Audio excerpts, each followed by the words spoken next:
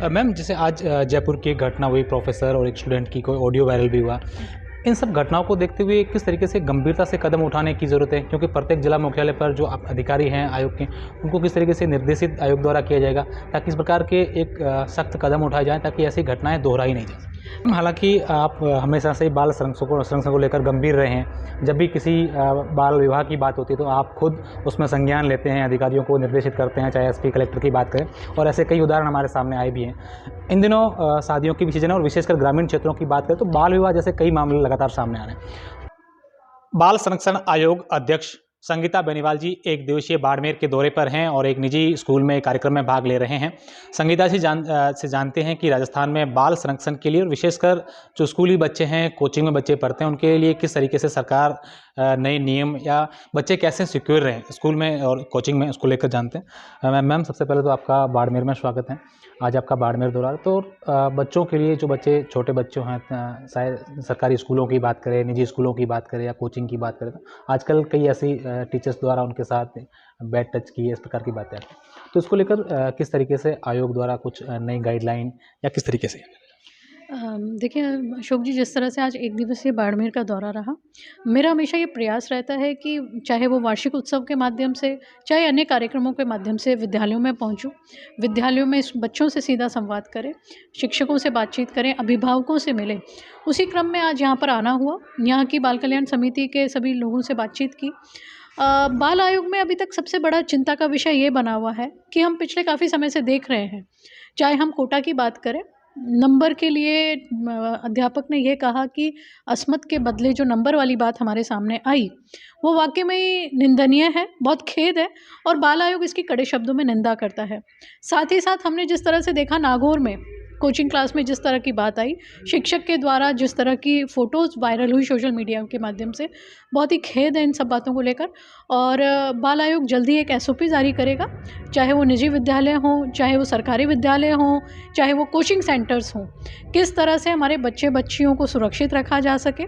और मैं चाहूँगी कि शिक्षकों के द्वारा और शिक्षकों के स्कूलों के जो डायरेक्टर्स हैं, चाहे प्रिंसिपल हैं, जो मुखिया हैं, उन सबको भी एक ना एक इस तरह की गाइडलाइन जारी करनी चाहिए, ताकि जो हमारी पुरानी परंपरा चली आई है विद्यालयों में कि विद्यालय परिवार होता है, गुरुजन जो हैं वो एक बहुत महत्वपूर्ण बच्चों के लिए माना जाता है कि यदि एक बार हमारे परिवार में हम बच्चों को कुछ कहें लेकिन गुरु कहे तो वो उसको ज़्यादा सही मानते हैं। गुरु को भगवान का बराबर का दर्जा दिया गया है। तो ये चीज़ें ख़त्म नहीं होनी चाहिए। बाल आयोग इसके लिए प्रयासरत रहेगा, प्रदेश भर में एक मुहिम चला करके।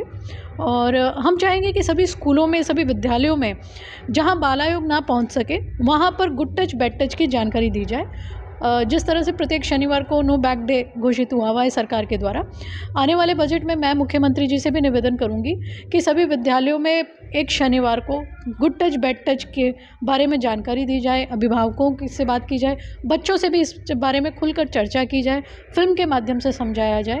और हम भी पूरा प्रयास करेंगे पूरे प्रदेश भर में इस मुहिम को चलाएं, ताकि हमारे बच्चों को एक स्वस्थ वातावरण में हमारे बच्चों का बचपन आगे बढ़ सके। मैम जैसे आज जयपुर की एक घटना हुई प्रोफेसर और एक स्टूडेंट की कोई ऑडियो वायरल भी हुआ।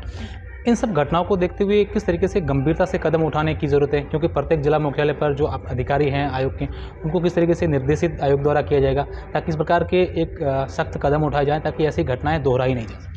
बिल्कुल, देखिए जैसे ही ये घटनाएँ हमारे संज्ञान में आई, तुरंत प्रभाव से बाल आयोग ने इन सभी घटनाओं का प्रसंज्ञान लिया।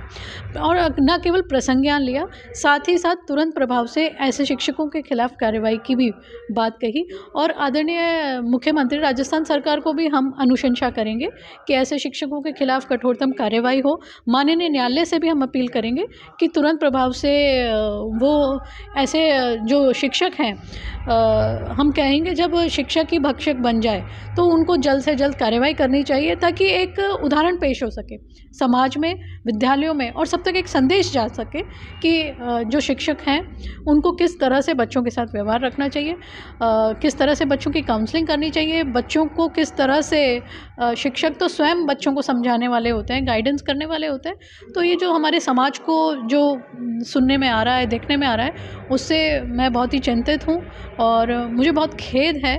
और बाल आयोग अपनी तरफ से पूरा भरसक प्रयास करेगा कि इस तरह की घटनाओं की पुनरावृत्ति ना हो और किसी तरह से अंकुश लग सके, उसको लेकर हम एक कार्य योजना बनाएंगे। मैम, हालांकि आप हमेशा से ही बाल संरक्षण को लेकर गंभीर रहे हैं। जब भी किसी बाल विवाह की बात होती है तो आप खुद उसमें संज्ञान लेते हैं, अधिकारियों को निर्देशित करते हैं, चाहे एसपी कलेक्टर की बात करें, और ऐसे कई उदाहरण हमारे सामने आए भी हैं। इन दिनों शादियों की भी सीजन है और विशेषकर ग्रामीण क्षेत्रों की बात करें तो बाल विवाह जैसे कई मामले लगातार सामने आ रहे हैं। इन पर कैसे बाल आयोग आगे कार्रवाई करे? देखिए अशोक जी, जिस तरह से बाल विवाह है गंभीर विषय है कि अभी तक हमारे राजस्थान में हमें इसके लिए कार्य करना पड़ रहा है और देश भर में राजस्थान का नंबर भी हम कहते हैं कि काफ़ी आगे है बाल विवाह को लेकर।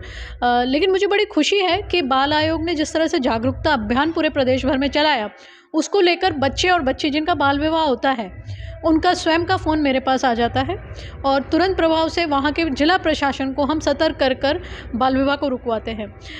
परंतु कई बार ऐसा देखा गया कि बाल विवाह उस वक्त रुक जाता है, परंतु आसपास किसी और घर में या आगे पीछे करते हुए विवाह को ज़रूर अंजाम दिया जाता है। परंतु बाल आयोग ने जब इस तरह की शिकायतें हमारे सामने आई तो उसका हमने फॉलोअप भी लिया। आवश्यकता पड़ी तो बच्ची को संरक्षण में रखते हुए बालिका गृह में या बच्चे को, बड़ी सौभाग्य की बात है कि बच्चियां ही नहीं बच्चों का भी फ़ोन हमारे पास आता है अपने बाल विवाह को रुकवाने के लिए।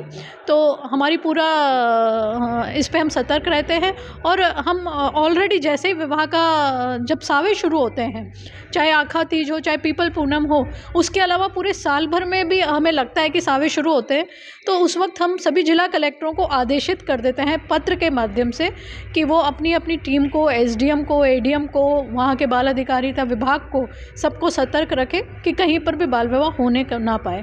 और हम आम व्यक्ति को भी इसके बारे में जागरूक करते हैं कि वो 1098 पर टेलीफोन के माध्यम से सूचित करें या स्वयं हमें फ़ोन करके बताएं ताकि हम बाल विवाहों पर लगाम लगा सकें। मैम, मेरा आखिरी सवाल है, आज आप पश्चिमी राजस्थान के उस ज़िले में हैं जहाँ पर एक ऐसी मानसिकता यहाँ के बच्चे पढ़ाई को लेकर काफ़ी पीछे थे, लेकिन आज की स्थिति बदल चुकी है। आप भी स्कूल में भाग ले रहे हैं, किस तरीके से बच्चों को देखे, बच्चे जो परफॉर्मेंस कर रहे हैं, कितनी खुशी होती है इस प्रकार के बच्चों को आगे बढ़ते देख? बिल्कुल, मुझे बहुत अच्छा लग रहा है यहाँ स्कूल में आके। जिस तरह से डेज़ी डे स्कूल में आज इंटरनेशनल स्कूल में पता लगा, यहाँ पर आकर इस स्कूल ने 75 बच्चों से अपनी यहाँ पर स्कूल शुरू करी थी और आज यहाँ पर स्ट्रेंथ 1500-1600 बच्चों की है। और एक वार्षिक उत्सव एक ऐसा कार्यक्रम होता है जिसमें प्रत्येक बच्चे की प्रतिभागिता इन्होंने सुनिश्चित की है। नर्सरी से लेकर 10वीं 11वीं तक के बच्चे यहाँ पर कार्यक्रम कर रहे हैं और जो स्टेज फेयर वाली बात होती है वो बहुत ज़रूरी है बच्चों का ख़त्म होना, ताकि बच्चे में एक आत्मविश्वास बढ़ता है, तो वो यहाँ देखने को मिला। मुझे बड़ी खुशी हुई कि यहाँ पर एक अच्छे वातावरण में, चाहे वो बच्चों को सांस्कृतिक डांस की बात समझाई जा रही है, बच्चों को अच्छे संस्कारों की बात समझाई जा रही है, अभिभावक पूरा हर्षोल्लास के साथ अपने बच्चे को यहाँ पर परफॉर्म करते हुए देख रहे हैं। अभिभावकों को भी ये जानकारी नहीं कि मेरा बच्चा इतना अच्छा नृत्य करता है, इतना अच्छा कार्यक्रम गायन करता है, वो स्कूल के माध्यम से उनको पता लगा। तो मुझे यहाँ आकर बहुत अच्छा लगा और मैं बहुत खुश हूँ कि हमारे जो भविष्य आने वाला उसको लेकर ये स्कूल इतना गंभीर है, इतना चिंतित है, जो इस कार्यक्रम के माध्यम से पता लगा। ये संगीता जी बेनीवाल थे, जिनका साफ तौर पर कहना है कि बाल संरक्षण के लिए, बच्चों के संरक्षण के लिए हमारा आयोग सदैव गंभीर रहता है। हमेशा से ही बाल संरक्षण को लेकर जो भी कदम उठाए जाने होते हैं हम समय समय पर उठाते हैं। कैमरा सहयोगी उम्मीद के साथ अशोक शेरा, फर्स्ट इंडिया न्यूज़, बाड़मेर।